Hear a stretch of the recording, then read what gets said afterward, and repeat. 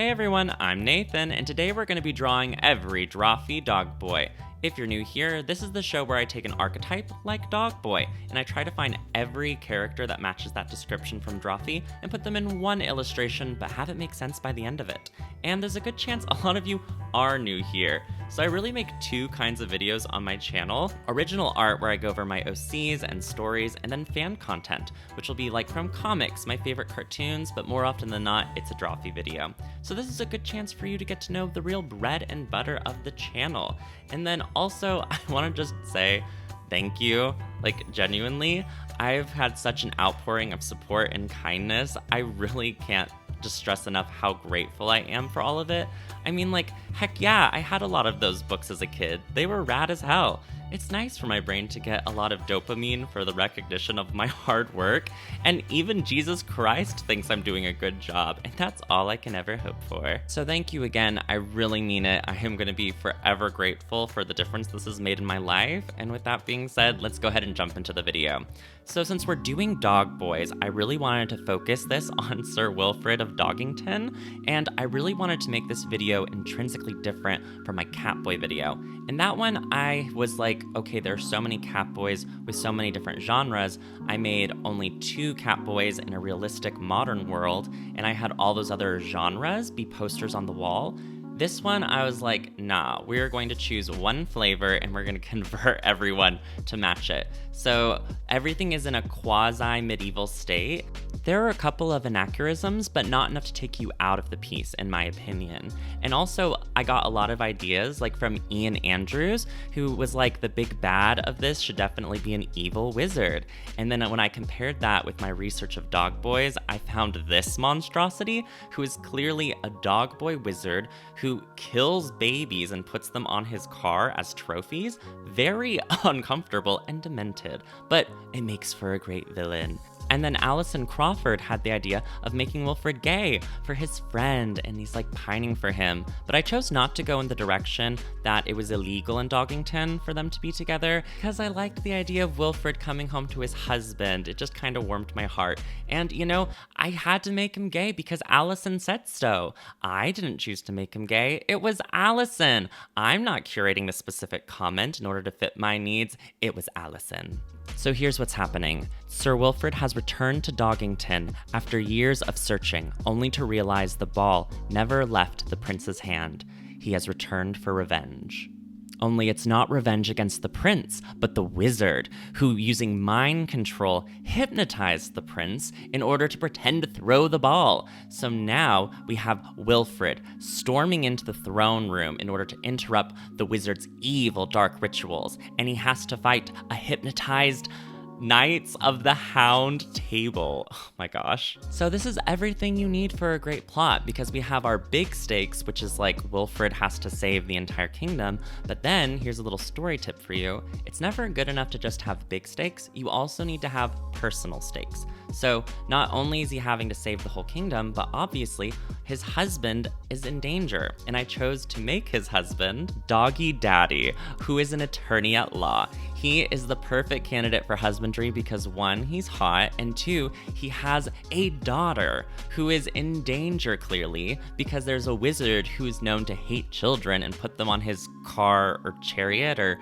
carriage, whatever's medievally time appropriate. And now the reader or the viewer cares so much more because it's personal. There's like a specific intimate reason for what the action is happening, and it just really elevates the story that much more. After really struggling to find a pose for Wilfrid, it was pretty much smooth sailing after that. I had a lot of fun kind of choosing who is going to be the Knights of the Hound table, and I didn't have to look too far because there are a lot of dog boy knights in the Drawfee pantheon. So this might be a little controversial, but I included Occam's razor because I just really love his design. It's so cool, and Kingdom Hearts, it just really felt like it belonged.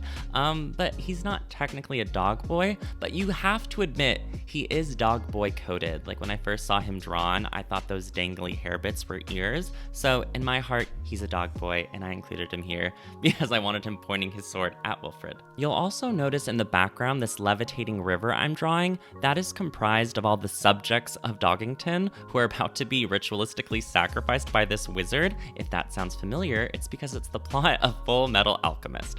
And I took the inspiration for this pose from a painting by Beau Bartlett, who is an American realism painter, and I saw this painting at a museum in Columbus, Georgia, not Ohio, you fools. But it was so dreamy and magical, I just really felt like it fit the vibes of this piece, and like I enjoyed that visual interpretation. And also, in a weird way, it's like I snuck making drawings based off of classical paintings challenge in the middle of this video, so you're welcome, extra content for you. And I also like how it had this vibe like the River of Styx from Disney's Hercules. I don't know, all of those elements made sense in my brain. And you can also see, if you're an eagle-eyed viewer, Doggy Daddy is like in the middle of this river, which is so tragic. And you can also see the prince who threw the ball is still holding the ball, and I made him Balto. Get it? Because Karina drew Balto, and his name is Balto, and he threw the ball. I'm a genius. And then Augie Doggy is not in the river. She's like literally being held up by the back of her shirt, and she's like yelling, let me go, to the evil wizard who's about to chop off her head. So, oh my gosh, everything is just happening all at once. It's so dangerous. He's just fighting so hard for his gay husband and his trans daughter. I can't stand how it's so good. I also chose, while making the video, to really make it match Jacob's style of the original piece. So there's a lot of monochrome color schemes happening in this color blocking, depending on where the character is located and also, you know, who they're aligned with. Oh my goodness, drawing this was such a Herculean task. I started with this guy named Travis, and I just sort of worked my way around. You'll notice the dog who drives is holding a steering wheel. Yeah, and then I drew Peanut, who is also a dog boy. It's really kind of like Where's Waldo? All of them, like Chip, Nathan Persona, is a lot. And it's also funny because it's like a never-ending battle of, oh, I'm drawing every dog boy, but there's always like one that I miss, and it's so frustrating. I don't know, but it is a lot of fun, and I do enjoy doing it. And there's something about the little time capsules of each video that I am very interested in. And also, making fan content is really good practice for making your own content. It stretches your creativity. I practice so much drawing. It's just overall a net gain, in my opinion. My favorite out of all of them is probably Chip. I don't know, there's something about drawing his little earring that is very satisfying. And it's also funny because there's like, I think 3 Nathans in this piece, which is really funny. I've got like Animal Crossing and Nathan Persona, which are both dog or puppy related. I don't know, whenever someone draws Nathan, he's always dog coded. I find that very interesting. I also realized that I forgot Sanrio Nathan, who is just the cutest little dog ever, and he's not technically a dog boy, but I wanted to include him, so I put him on the Paladin Valentine's shield. It's just really cute. I guess that's his coat of arms instead of a bone, so you're welcome for that as well. I also redid the wizard. I wanted to make him more scary, and I found that he was looking a lot like Goofy, and I purposely didn't include Goofy in this piece because I feel like he deserves his own video just because of, you know, the Drawfee lore around that guy. So I made it more in shadow and a silhouette, which I think made it much more scary, and I deleted the old face. What would you do if I said delete your art and you were sewing a cover for your couch? I would eat it. Also, I'm really proud of this background. It reads castle, but it's not overdrawn, which is something that I tend to do sometimes. But I just love all of the roofs and arches outside of the window that imply a city without me drawing an entire city. In fact, it's outside that window, which is where I put all my Patreon suggestions. So if you don't know, if you go to my Patreon, link in the description, everyone at every tier can make suggestions or requests for my videos, and they can ask for like certain background characters that fit the theme in order to show up.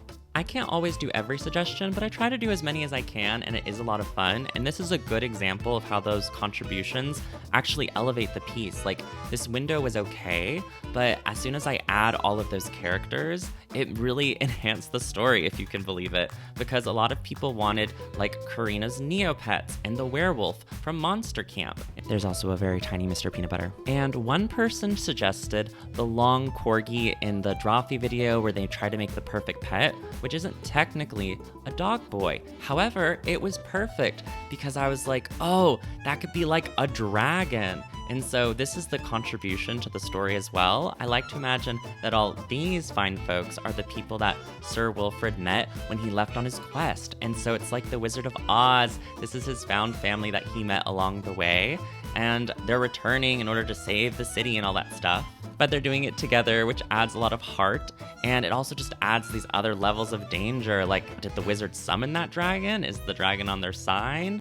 Whatever it is, it adds a lot of heart, which I really enjoy. And it just makes it more visually interesting. Besides the fact that I love that trope, I add this atmospheric perspective, which really pushes the implied space out of that window in ways that it just wouldn't if I hadn't had those suggestions from Patreon. So we have a lot of fun over there. Consider checking it out. But yeah, with all that being said, this is the finished illustration. I love how it came out, especially the colors.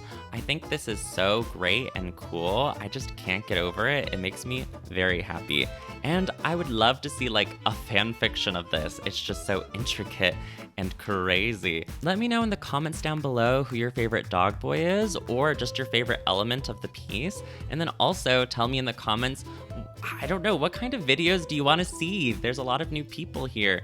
So if you want to see OCs, like, do you want to know more about my thought process behind them, or do you just want them in cute scenarios? I'm really interested to hear about that. What are some fandoms that you want to see drawn more of, like my favorite cartoons? Or what are some of your favorite fandoms that are like underappreciated or underserved? Maybe we have an overlap and that could be a really fun video. And do my OCs always have to have like an elaborate story? Or would you be okay with me like designing a bunch of OCs that are like cute?